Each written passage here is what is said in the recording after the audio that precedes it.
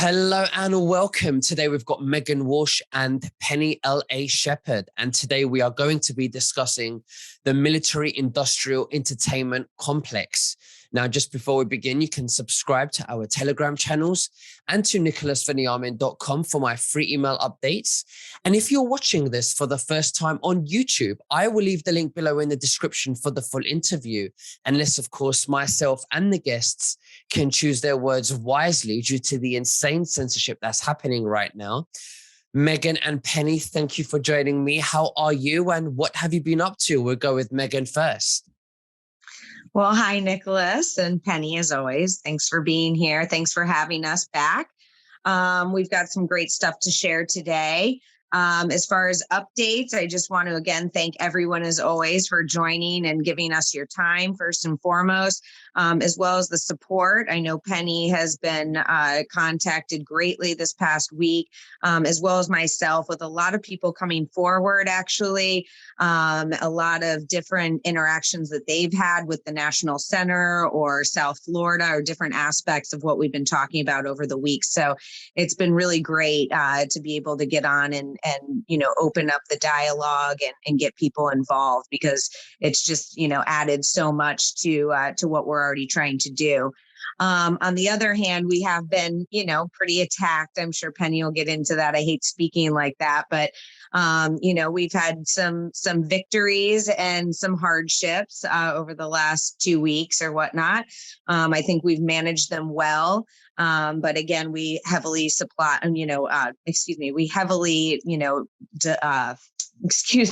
we heavily rely on the support from you all and the interaction and everything. So I've got some different things in my case that have gone on that have been good, good for us and for our side.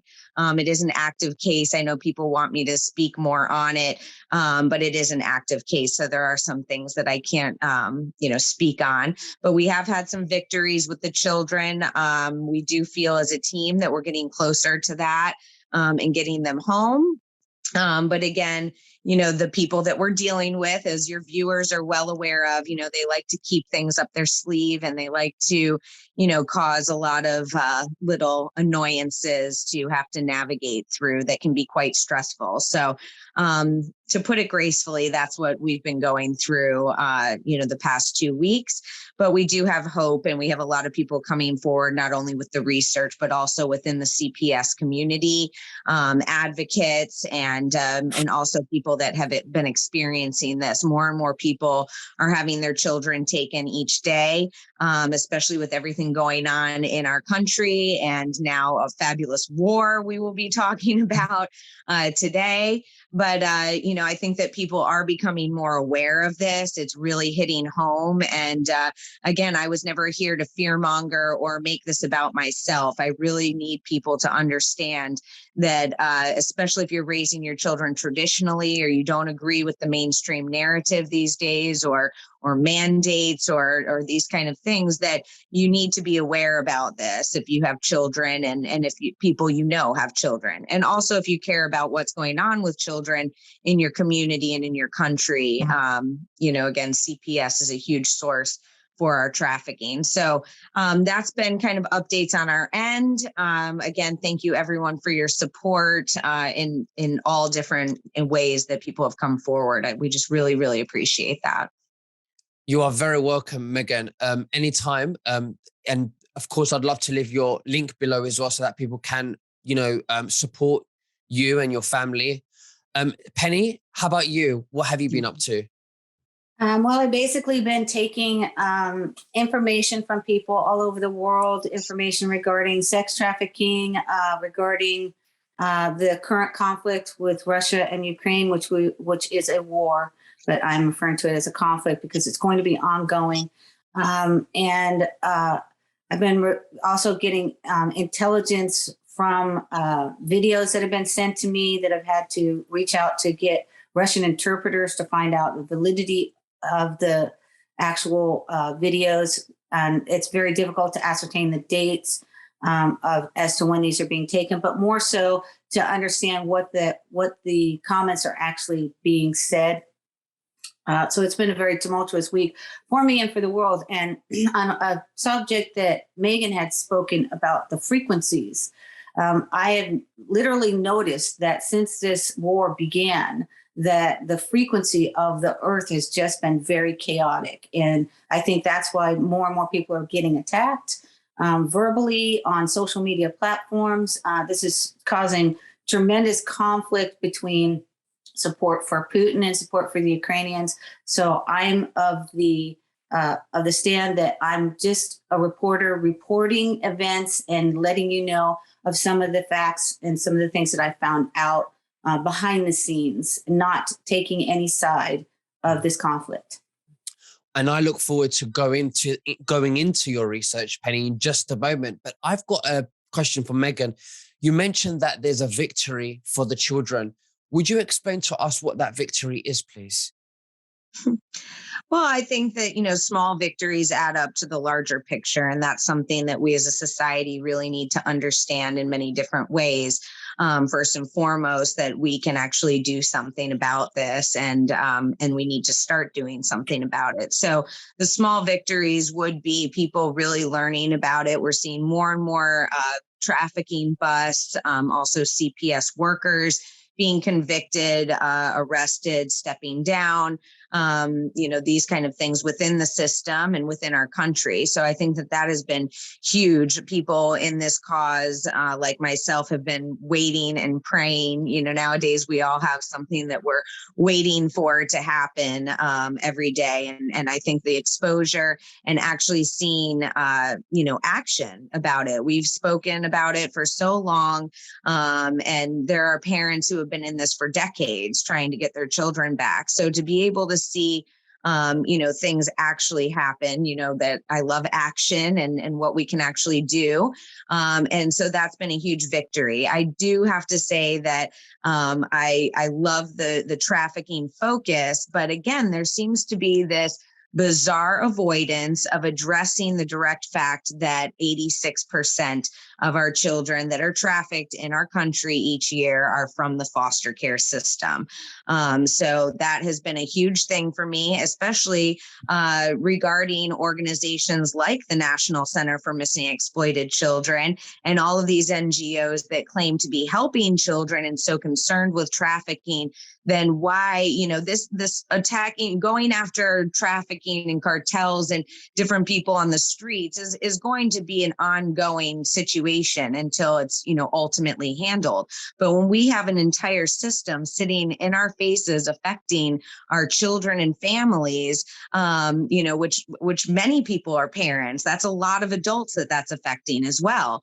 We need to really have people in power and people that are saying that they're representing or doing these things, collecting our tax money.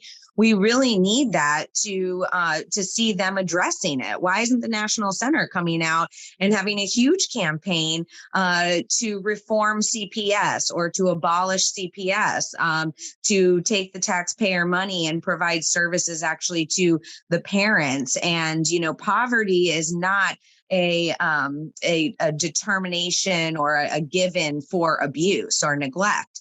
That's not equivalent, and that's been proven in studies and statistically.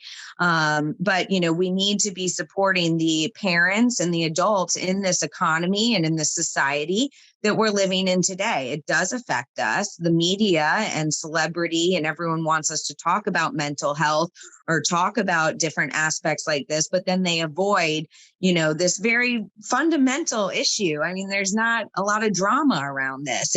It's pretty straightforward. And again, no one is really trying to go after anybody, but when you're stealing our kids and harming them and many of them, going missing or being murdered or at least abused heavily and being put with predators, that's a huge issue that I think we all need to address. And I think that we're actually blessed, because I try to find the good out of this, that we can actually identify that at this point, and that it isn't a hidden thing, or it isn't, a majority narrative anymore, because of the hard work and the voices that have come together within this cause. So, again, everything is, good and bad, and we have to work through that. But victory is on the side because of the exposure, now the action that we're seeing. And I think that if we just keep pushing this, that people will really start to understand how they can get involved and how they can do something, because that is something that's a little up in the air for the masses still at this time, which is understandable.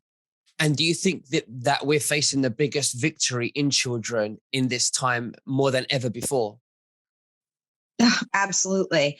I think that people are starting to shift their perspectives. And I think that, we've gone through different societies, civilizations, different things over the history of time. And, things dealing with children, they really go back, whether you go into philosophically or ritually or just, again, within society, that's always been a focus and it's always been an issue. So I think that now people are really starting to view and have a different perspective on how, when things happen, about systems, about how people are treating each other, different things like that. I think that that's a huge win for us, dealing with children, because as I've always said, once, I know sometimes people think it sounds a little idealistic, but truly and groundedly, I say that if we can address this with our children, CPS, we stop the supply for the demand in a huge way. And we also abolish a system that is predatorial and is systemic at this point. I think that has a huge effect for the rest of the issues that we see stemming from that, with school boards and within, churches and different things like that, surrounding our children as well. I think if we can get to the root to that and really address the people that are involved in exploiting our children, abusing our children, profiting from our children, that we would really see a big, kind of trickle effect, if you will, in the world. Absolutely. Penny, you mentioned earlier that, the frequency of the earth is chaotic. Do you know how we can determine that? How do we actually know that? Well, I mean, I think all of us that are feeling this crushing oppression of late, since the war happened in Russia and Ukraine, we're seeing people infighting and one side supporting the other. And, we're having, I think it was Senator Lindsay called out for the assassination of Vladimir Putin, and Russians are being assassinated. These are some of the things that I'm going to get into in the presentation. And so basically the resonation of the earth is now risen to a more satanic faction in which everyone is against one another. And so the frequencies of hate and war, which the satanic cabal likes to engender, are affecting the entire globe, not just the United States, not just Russia, Ukraine, but the impact of the entire world is now felt with oil embargoes and, the cash that's being cut off. It's a global effect of a frequency of anger, hate, war, which these are all satanic factions. Absolutely. Well, and we do know within, non-physical forms of torture and directed by the military and things, we have been as a society, under duress or fear or stress and whatnot for how many years now. And as a society, we've really been opened up through that to, be affected even furthermore with the frequencies, which now, they are bringing in tenfold with exactly what Penny just said.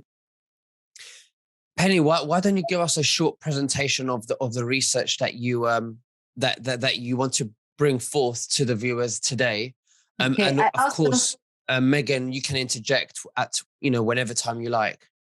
I also want to interject that I was born into MK Ultra, and there are certain things that I know, which I won't elaborate on all of it. But we all, when we talk to the frequency of truth, and I refer to mine as God and Jesus. When we ascertain answers from that, we ask questions and we get answers, and the answers are truthful. So I'm going to elaborate a little bit on something that I saw in 2017.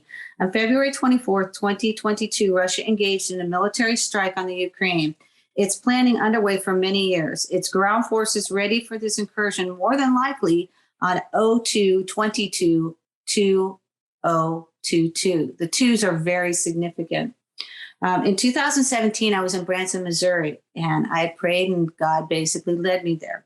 Branson, Missouri is an entertainment town. We're talking about the military industrial entertainment complex as well. And I had several visions when I was there. Now, this isn't like a woo, it's just like something that I saw. All right. I'm not a prophet. It's just something I saw that I'm going to share. I saw what I thought was going to be a civil war in America, and I saw World War III. Now, the dates that I thought that I saw the Civil War happening were 02/02/2020. That's what I thought a civil war was going to happen. But in actuality, what happened was COVID.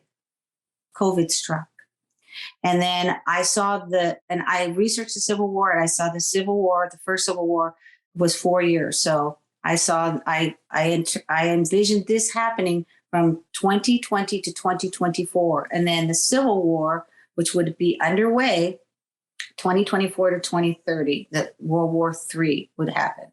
Now we're seeing the first footsteps of World War III in this incursion in 2022. The dates that I saw in 2022, I saw myself in the middle of the war. I saw a marriage between good and evil. And the middle of this Civil War, because my dates were 2020 to 2024, it was 2022. Now we find the 2 twos again, which did occur. So this war is not something that you can deny. And I'm not here to make up things. I'm just here to tell you what I saw. That's all. So I saw World War III looming, but I saw the world actively embroiled from 2024 to 2030. Now we're engaged in it right now. This war, Russian-Ukrainian conflict, involves the entire world. It involves American citizens. It involves China. It involves Iran, if we decide that we're going to start taking our oil from Iran. So then I traced the reality of in 2020, COVID became a reality in our everyday lives. So in late December 2009, a cluster of patients began to experience shortness of breath and fever. By January 2nd, the World Health Organization activated its incident management system across 3 levels of the WHO. On January 5th, Chinese public officials shared their information. And I'm going to also integrate some things that have happened in the entertainment industry in conjunction with this. So January 7th, Chinese authorities identify, and January 15th, Japanese Ministry of Health and Labor and Welfare reports imported case of laboratory confirmed novel coronavirus. And then Penny, we won't January use 20 words. We won't January use 20 I'm sorry, what? We won't use the C word on this platform because we want to put it on YouTube. And we don't want to be January 27th, the US FDA announced that it would take critical actions in advance of development of the C word. Okay. The day before this happened, we had a death in the United States, which was very significant because I had received a cipher telling me that the people that I had been with were ground zero for. I received a cipher and I was deciphering it that day. So January 26th, Kobe Bryant dies in a helicopter accident 16 miles from Kanye West's house on a Sunday. Okay, so I traced where the actual proximity of where this, because I researched this very carefully, and I wrote a little bit about Kobe Bryant's and one of his videos, which he did about his shoes. And that's on my blog, which is Shepard, SHEPARD, entertainment.blog, BLOG, spot.com. So where it crashed, it was like 60 miles from Kanye's house. And the video that I'm speaking of in question was Kanye selling his sneakers and Kobe selling his sneakers. And then he has a basketball. It ticks down to his age. And he throws the basketball at a helicopter with Kanye West in it. and the helicopter explodes. So Kobe dies 16 miles from Kanye's residence. And he dies in Calabasas off Lost Hills and Las Virgenes Road, like Lost Virgins Road. This was a sacrifice. And the same day that this happened was the Grammys. So this is a Grammy sacrifice.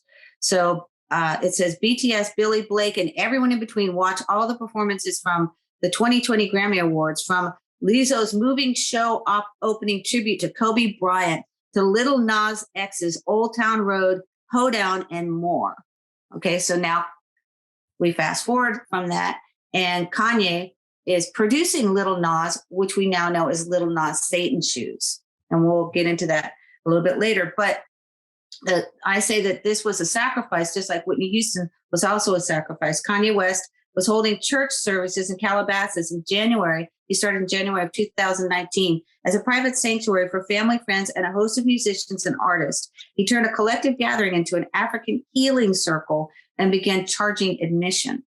I've also written about Kanye in my chapter 10, Kanye West and the cabal, essentially, and some of the evil pastors who I personally know. And that's chapter 10 in my November 2019 archives regarding Kanye West. So the C became a reality in our everyday lives. And January 31st, the U.S. Secretary of Health and Human Services, Alex Azar, declared the C a public health emergency. And he said they announced the implication of new travel policies to be effective 5 p.m. Eastern Standard Time on February 2nd, 2020. That is the first mandate in the United States, which I saw that date as a civil war, but I didn't know how to interpret what I was seeing. It is a war. It's a psyop and a biological war, and it is a biological. And it is, in fact, killing many, many people. And the implications are myriad, which, again, we won't go into that. Absolutely. Okay. So, just wanted to make that a little prevalent. So now we have Russia and Ukraine, and people are saying, well, this is World War III. Now, the wars that we've entered in, they have like a staging area in which they heat up and before the other factions enter this global arena. So we're seeing it in the middle of what I saw was a civil war in 2020. And I said, marriage of good and evil happens in 2022. And now 2022, we see the first impact. When I was coming out of MK Ultra, I was like all biblical. And I was like, end times, end times, end times. And was saying, you're going to see gnashing of teeth. And now in retrospect, we're seeing the fruits of what people have been saying and being scoffed at when they said we're going to be emerging into World War III. I believe this is the first strike in World War III. And now is a reality in our lives. So involving the military-industrial complex and military-industrial entertainment complex, which is one and the same, they work hand in hand. I see the president of the Ukraine, Volodymyr Zelensky, okay, that's his name. He had his own production company. It was called Kvartal, Kvartal 95. It produces films, cartoons, and TV shows. It produced Servant of the People, and what Zelensky plays a comedian who becomes the president of the Ukraine. This is not, it's not like life imitates art or art imitates life. This is a CIA project in which they've implanted this individual into the Ukrainian government because through the power of television, they've indoctrinated him as being the savior of the Ukraine. And he, in fact, becomes elected the president of Ukraine. And when you look at the Kvartal, it kind of, if you take out the V, it looks like cartel. Looks like Cartel 95. Okay. So comedy TV becomes reality TV, strategized plan of the military industrial entertainment complex. They promoted this individual. By the way, he was also on Dancing with Stars. So, and he did a very good job. He was a very good dancer. But I wondered to myself, because I know my brother is in the military industrial entertainment complex, and he gets some of his talents from America's Got Talent and Dancing with the Stars. who actually put this person in power, because he indeed was put in power. And it gets more complex. I'm just going to touch on the peripheral and ask everyone, please research. Okay, this is just my research, but please research further so that you'll get a cognitive understanding of what we're dealing with. I also put together a little meme about Wag the Dog. Wag the Dog is it's a movie. It's a 1997 American political satire black comedy film produced and directed by Barry Levinson, starring Dustin Hoffman and Robert De Niro. The film centers around a spin doctor and a Hollywood producer who fabricate a war in Albania. Albania is not too far from Ukraine to distract voters from a presidential sex scandal. The screenplay by Hilary Henkin and David Mamet, loosely adapted from Larry Beinhardt's 1993 novel American Hero. In this, when Hoffman and De Niro are talking, he talks to him about all the wars and all the pictograms that they make to ingrain in your head. And he says, you're not going to remember the war, but you're going to remember the picture. He says, the American people bought that war. And then he goes to Dustin and he tells him he needs him. And he says, like, why do you need me? I'm a Hollywood producer. He says, you want me to produce your war? And then he says, war is show business. That is the statement of the century, because it is. And, when normal people are like doing without during the war, there's shortages in supplies. The DOD, Department of Defense, flourishes on the war machine that it creates. And thus all those that have assets in that particular region will also flourish. So we also know Biden, who was John Walsh's best, not best friend, but good buddy for 28 years, had Burisma contacts in there with Hunter Biden. And, that's something I urge everyone to research. And also there's a video you should watch called Riding the Dragon, which explains the complicity of the Biden family in strategic crimes across the galaxy. Okay, so here's one of the things he says, Volodymyr Zelensky. He says, I'm not Vlad Holobordoko. That's his character that he plays, drawing a clear line between reality and fiction. But I share his principles and his values. The candidate does not hesitate to refer to Sluga Naroda by his expressions and gestures. The third season, that's the name of the program in Ukrainian. The third season was broadcast just days before the first round of voting, March 27th. 3 episodes dedicate the triumph of his character and the transformation of an impoverished, divided, and corrupt Ukraine into one of the richest states in Europe. Now they've implanted this fantasy, and they've engendered an entire army around this television show, which was put together by the industrial entertainment complex. It says that some think that Slogan Naroda is part of a political project concocted for a long time. It would be only a step. The oligarch Ihor Kolomoisky, owner of the TV channel, where the programs Kabartal 95 or Broadcast at Leisure, is seen by some as the inspiration of political creature to dethrone his nemesis, the president Petro Poroshenko. According to the later, Zelensky is also a puppet in the hands of the oligarch. Surveys have shown significant logistical support to the campaign. The actor, married father of 2 children, strongly denies any connection with Kolominsky. Does he? Because he's running the station in which, and that's another individual which I urge everyone to take a look at. Now I'm going to jump from that. A former CIA operative, Lindsay Moran, joined CBS March 3rd, 2022 to discuss this war.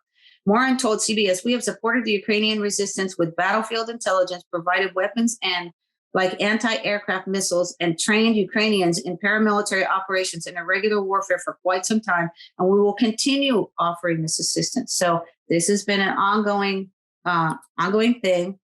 And now I'm going to talk about somebody that was murdered. On March 2nd, Vladimir Strunk was kidnapped from his home, and he was later found dead of a gunshot to the heart. This has been reported as a response to his pro-Russian separatist activities during the 2022 Russian invasion of Ukraine. In response, Anton Vereshcheno,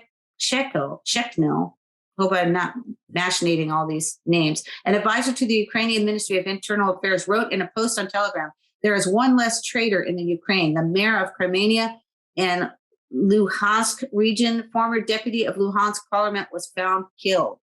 So this man was abducted and then he was kidnapped. Pro-Russian mayor of city in eastern Ukraine who welcomed Putin's invasion is found shot dead in the street after being kidnapped from his home.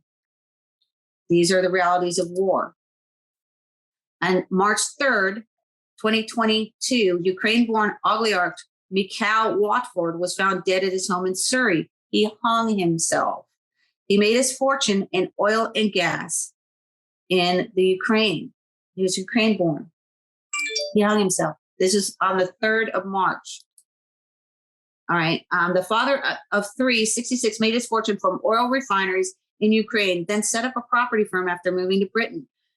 Police are probing the death with the utmost seriousness amidst fears he could have been on a hit list. Moscow has been linked to a number of exiled deaths in Britain.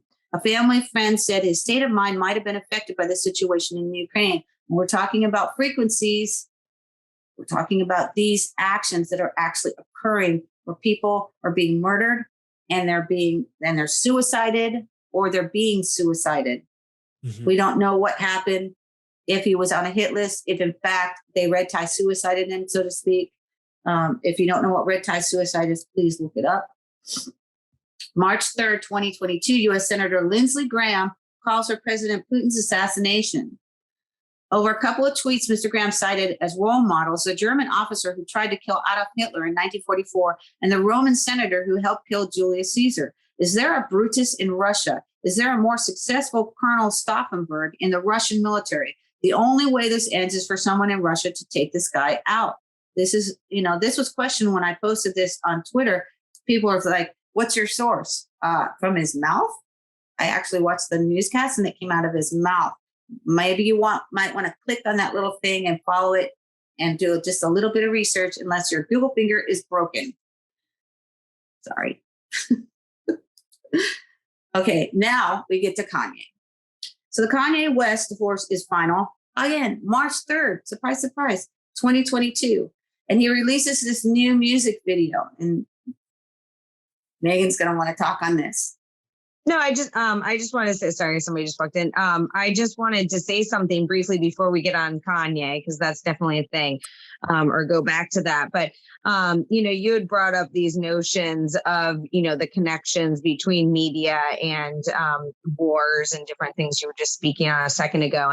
And I just want to say on a more micro level, that's a very macro level for the world. But for a micro level, I mean, that's the same type of concept that was brought in for, again, America's Most Wanted. And by Rupert Murdoch, we know there's government affiliations. He was very determined to bring it into America, which it was already pre-existing, as I've mentioned before, in the UK. And actually, originally, as you had found, a German program or modeled from that. And then we see it kind of start this war on crime, ironically. So it would be this war on crime by America's Most Wanted that was started when the show started within America. And there's been many papers and studies written on the effects that it had on the American people from my brother's abduction and then introducing this legislation with these different notions and then programming for the people through America's Most Wanted with this war on crime. So I find that quite interesting, as well as we're mentioning these people being abducted and then killed, which is another thing that I say, people want to have cognitive dissonance or say, oh, that's so crazy, or, oh, these mafia people getting kidnapped, hits on people, things like that. Like it's a thing of the past when we all learned about the mafia back in the day. But really, I mean, we see everyday examples of this in Nigeria, in the Ukraine, all over. We see people being kidnapped or abducted and then murdered for a ransom or for a reason or a threat, coercive control, whatever that is. So again, not to bring it back, but just to bring something that people can more relate to within the United States. My brother's case was very, for that to be so bizarre that he would be, kidnapped and abducted for other reasons or as a threat or a ransom, is really not far from, possible. And we see that with the amount of people that have said that, as for 40 years now since it happened. So I just wanted to bring that kind of, to America and on a micro level for people that they can kind of relate to and see it in different perspectives of how they do it. And additionally, you had brought up a very valid point regarding the abduction of children, which we had gotten into this on another show about the children in Haiti and your father's involvement in that. But now we have another war, and we have children that are being transported to cities and being given to strangers, many of them, and they're being disappeared. So thousands and thousands of people are going to be disappeared as they traverse into other regions. And what's going to happen with those unaccounted people? And we're not just talking about children, we're also talking about unaccounted adults and teens that will more than likely be sold into slavery and sex trafficked. While we have a simultaneous immigration issue on the border going on within our own country, now we've ended mandates and we've got a situation in the Ukraine that everyone in America needs to pray for, but not address the border crisis with immigration and the children and people also going missing through in ways exactly like you're talking about. So, also realizing all the pomp and circumstance, the drama, the media, flashiness and the frequency that they put out to really draw you in has led for decades and since the beginning of it all to really not distract you, if you will, from realizing what these fundamental issues are. And, with a war, I mean, it's like, it's reliving history again. We've got children being taken. We've got, people going missing and different things like that, ransoms and all of this. So I just, want people to be able to kind of ground those concepts. I know that they can sound and the media is also very good at making things seem, ridiculous, so that you kind of laugh it off. But I think if we're in a society in today's day and age that is laughing off or dismissing the fact that we have children going missing and being trafficked through systems and trafficked to elites and different things like that, then I think we really need to look at our level of depravity and our moral compass within society as individuals and as a collective. I think that that's a very scary place to be. Should we speak about the Kanye thing? Yes. Okay. I did not watch the music video, but Pete Davidson has been dating Kanye's ex for quite some time. As a matter of fact, he was, it says the timeline of the reality star's relationship with Saturday Night Live comedian and notorious ladies man whom she began dating in the fall of 2021 after filing for divorce from Kanye. Kardashian and Davidson were first seen together in October 2021 in an SNL sketch in which they kissed as Jasmine and Aladdin on magic carpet. So Kanye went, as soon as the divorce becomes final, this becomes viral. And it says support and concern for Pete Davidson is an all-time high after Kanye West's new music video showed him being kidnapped, decapitated, and buried alive by the rapper. He started calling Davidson Skeet. In his new music video, which boasts the message "Everyone lived happily ever after except Skeet," was released just hours after Kim Kardashian was declared legally single in court. Now, one thing that I would like to say is MK Ultra, which Kanye West is MK Ultra, and my brother, he's a client of my brother's as well on his list. MK Ultra means manufactured killers utilizing lethal tradecraft requiring assassinations. And Kanye is MK Ultra. Not, he's diagnosed as being bipolar, but he's actually MK Ultra and Illuminati controlled. And he's doing their bidding and he's supporting the satanic agenda.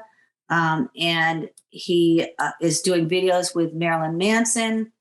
And Justin Bieber also is up there in the front where they're at their and the ceremonies that he's doing, they're more like conducting spirits. Yes, rituals. From his church, from his Christian church, and So I just wanted to, I wanted to put that forth. I'm going to let Meghan speak on this because I think she actually saw it. And Meghan? I mean, I never went to a Sunday service. I have been a religious scholar for 20 years, and through my programming and my upbringing, I was aligned and taught, Luciferian doctrine and different things like that for people that aren't aware. But as well as, again, one of my son's fathers being the childhood best friend and current best friend, they work together as well and are on the road. He's kind of like a archon, if you will, minion, if you will, for him, an agent, enforcer, whatever you'd like to call it within that. And so, yes, of course, I was around Kanye. I've seen the programming. I watched him stare at a Yeezy sneaker in Malibu in the studio at Rick Rubin's for 2 hours straight, and then kind of snap out of it and start ranting about Taylor Swift. So, and to address this video and things that just came out, a lot of people online have been speaking out about he's abusing Kim and Pete in the public eye, and everyone's okay with this. And a lot of people are speaking out irately about that.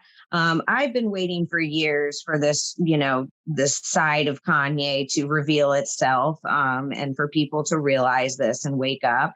His church services, like Penny touched on, from a philosophical, perspective, if you will, the Sunday services and people, I'll just touch on it because many people have broken this down and have realized this, thank God. It is done in a circle. It's very occultist. It's again, harvesting energy and things of that nature. So that's maybe for a different day. But to address this video, straight from the beginning, they're doing a ritual. They've got the coffin and the game, how funny, because they love the game of all of this. And these men truly get off on this. And when they are abusing women, or they are, putting out, negative messaging or twisted messaging that'll manipulate their audiences or different things, that is part of, if you're looking at through theory at this, that is part of, what excites them, what raises their vibrations within their belief system of Satanism, Luciferianism, whatever you want to talk about. But I did think that it was very interesting that it started out with, an indicative skull and bones, with the coffin, being in the coffin, ritual for Freemasonry and skull and bones and things like that, with the game sitting on top of it. We have Kanye with a decapitated, again, Adam, it's just so crazy, these decapitations, which actually we do know within Satanism is a known practice to sell the head after it's been decapitated, after the ritual has been done. And so, to see him with that and putting the one up to the sky and all these different things that he just and Kanye is into symbolism. I have degrees in art history and bachelor's in painting, graphic design, different backgrounds. Also went to Parsons School of Design. And I think that people really don't realize, because they aren't in those worlds, what symbolism is and what artists are and what is created through that. 5 years ago or so, I started exposing Marina Abramovich, who I had been introduced to through the academic industrial complex, since we're talking about those today. And again, I think another thing that I actually just started digging on was the World Economic Fund with their with their global sharers, global different offshoots of groups, and particularly how they are focusing on 17 to 27-year-olds when you're very much at that impressionable time. We see that within the school as well. I know I'm getting a little all over the place because there's so much to say about it, but back to the video, I think that it's very interesting how we've seen it play out, how we've seen the public react to it. We have to also understand that Kanye and Kim are content creators. They are are controversy creators. And I like to refer to it as, if people have seen the movie Mr. and Mrs. Smith with Brad Pitt and Angelina Jolie, people really need to realize that, yes, what he is doing is very wrong, but she also is involved in this. And that serves a huge purpose for her, especially through divorce. And again, she's always been, modeled that's part of MK Ultra. That is the handler looking like the victim, making the victim look crazy, driving them to that point of flipping out and saying these things. And with the passive aggression and the gaslighting and everything else, you can look innocent and get everyone on board with you. And we're seeing that. Again, that's not condoning, the music video or, the way that he's handling the situation, but we do have to see it from a much more complex perspective, I do believe. And I hope that people do start to see that. I think that was kind of my take on that. In a nutshell, I think it's all just a play. And again, Kanye and Kim are great. Their agendas and that they're assigned to are, towards being the distractors and doing the side little things that need to be done, and also influencing our youth in very interesting ways. That's all I'll say. Thank you, Penny. Thank you. And Penny, over to you. Do you want to say anything? Well, basically, Meghan elucidated it beautifully. She elucidated both sides of the scenario, in which I think they both act as handlers for one another at different junctures. And no, neither one of them actually are victims. If you want to say that they're they're willingly now part of the military industrial entertainment complex, willingly working for the satanic factions, both of them willingly. So this isn't like, hey, we just got sucked into this. They were born into it. They were trained into it. They've never once turned from it. There's a video when Joel Osteen had Kanye at his church, where in the video he sings, he's got his choir and they're singing some creepy rendition, and they're in the form of an eye. He also dropped Jesus as King at the Oculus, which the Oculus is an eye at the new One World Center after the World Trade Centers were demolished. So he drops Jesus as King there. So then he convinces people that he's actually Christian, when in fact he's not. He's anti-Christian. And now he's legally changed his name to Yi, which is like a form of actually Yeshua, right? Or, and then in one for Assassin's Creed, he produced a song. I think it was, do you remember? Was it I Am God for Assassin's Creed? Do you remember? I don't either. But he was basically like starting down this road of, I am God, worship me. That's what the whole entertainment industry is about. The whole entertainment industry is about garnering pretty much fans which worship you. They worship at your feet. They buy your products. They, like Elvis was worshiped. Literally, people had pictures of Elvis and prayed to Elvis. Elvis was a man. How much you can influence.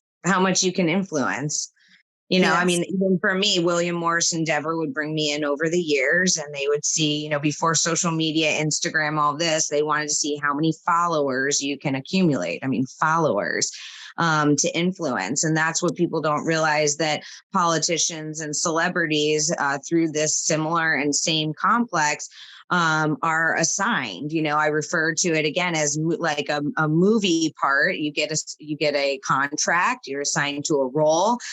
You play it for however many months it takes to shoot that movie or series. And we used to have method acting, which you would get into the actual psyche and emotions of the character you were portraying. And I think that, again, I took it to the micro level before, but I'll take it to the macro level with this, that, what if you were offered a lifetime contract? What if your contract was, you marry this person, or you promote these products, you do this to your body, you're known for the Kardashians, for beauty, for skin, for plastic surgery, that's an example. And then we partner you with somebody, you all have contracts that then provide your lifestyle, your, high amounts of money, sponsorships, all of this, and the fame and the, what you want to get out of it. So it's very much contractual with these, larger entities that are offering this to these stars to then implement throughout society. With Kanye and Kim, we see two huge things: co-parenting, divorce, all of this theme coming forward, as well as the longstanding mental illness, theme that they've been trying to put out, and they will be used to, achieve different things within those two kind of agendas, as they have been through fashion and music. Kanye's definitely shifted the hip hop narrative and the rap narrative from that was going on prior to him being signed, even, decades ago. It was definitely more conscious. And he has been a huge influence in, shifting that towards college dropout, furries, porn addictions, Kim Kardashian style girls, just different things that we've seen him bring about. Meghan, what do you think Tupac, if he was alive today, what do you think he would think of Kanye West? Because Tupac was very, kill Illuminati. He was very against the deep state. I think Tupac would reveal a lot about Kanye that I'm not even saying that people should realize about Kanye. I think first he would probably say, "Who the hell is Kanye West?"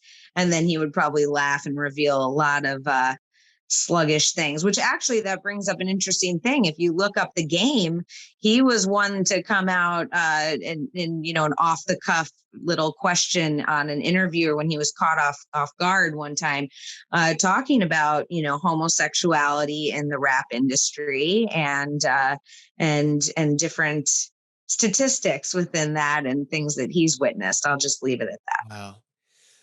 Wow. Well, guys, listen, we're going, Penny. I wanted to touch with one thing. She had mentioned method acting. I was trained at Stella Adler Conservatory. Stella Adler and Lee Strasberg. Lee Strasberg was Marilyn Monroe's handler, and they both were trained under Stanislavski, who was the originator of method acting.